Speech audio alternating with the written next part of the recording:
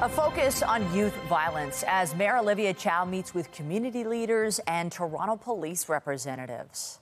Good afternoon. The so-called roundtable on youth violence has just wrapped up at Toronto City Hall. It comes in the wake of several high-profile shootings where teens have been charged with murder.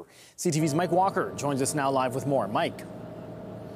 Oh, Raheem, Michelle, this was a 2-hour closed-door meeting hosted by the mayor. The first of its kind looking at tackling the rise in youth violence, especially youth gun violence, and looking at preventative measures.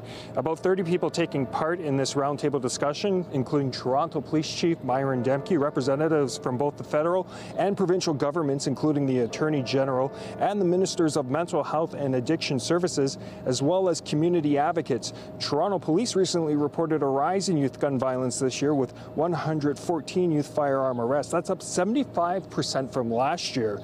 There have been a number of high-profile homicides this summer where police have charged young people. You may recall in June, a 14-year-old boy was charged with 2 counts of first-degree murder and 7 counts of attempted murder in connection with a mass shooting that left 2 members of a men's soccer team dead and 3 others injured at North Albion Collegiate in Rexdale.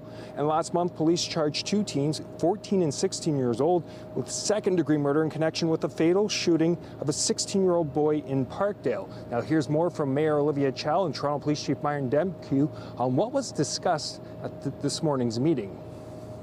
We took the best practices that is happening in the community to both prevent crime, intervene, and if the person have committed, try to give them the path and the mentorship to direct them to healing and road to a healthier path, healthier communities. It's also about building healthier communities. I was very fortunate to be joined by the Chief of Police and different ministers.